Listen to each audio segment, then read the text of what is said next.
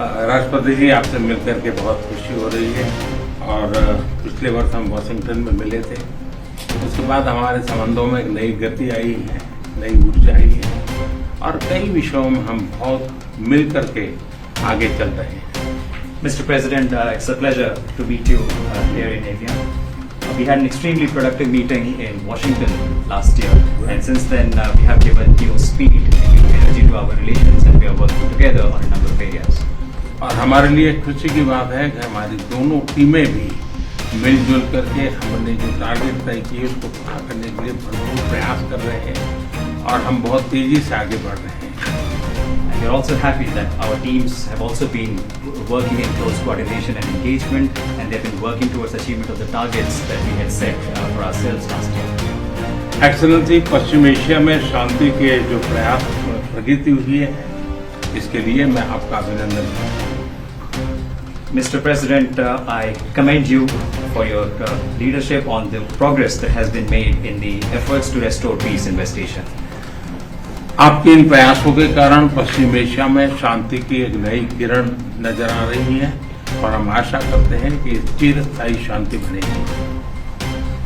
Thanks to your efforts, Mr. President, new hope for peace and stability in the region has been rekindled, and I'm confident that this will lead to a long-standing peace in the region.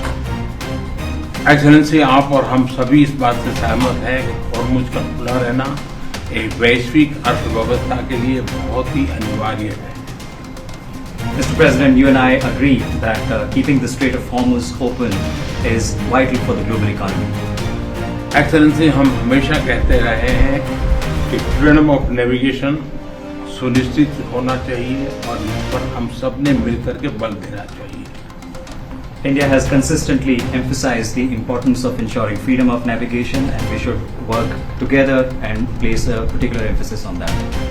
Excellency, आप जानते हैं कि maritime trade की दुनिया में भारत के लाखों सी Ferrer आज दुनिया के अलग अलग समुद्र में अपनी सेवाएं दे रहे हैं, विश्व की प्रगति में बहुत बड़ा योगदान दे रहे हैं और मैं समझता हूं कि उनकी सुरक्षा भी उतना ही महत्वपूर्ण है।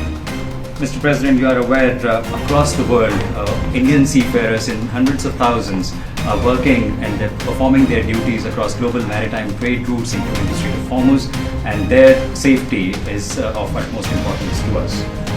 एक्सेलेंसी, समझौते के लिए शांति के प्रयासों में आपने भरपूर प्रयास किया है। मुझे पूरा विश्वास है कि समझौते में सीफेरर की सुरक्षा भी सुनिश्चित होगी और उसको प्राथमिकता मिलेगी। Mr. President, you made tremendous efforts towards reaching this understanding and this agreement, and I'm confident that the issue of seafarers will receive the highest priority during the implementation of this agreement.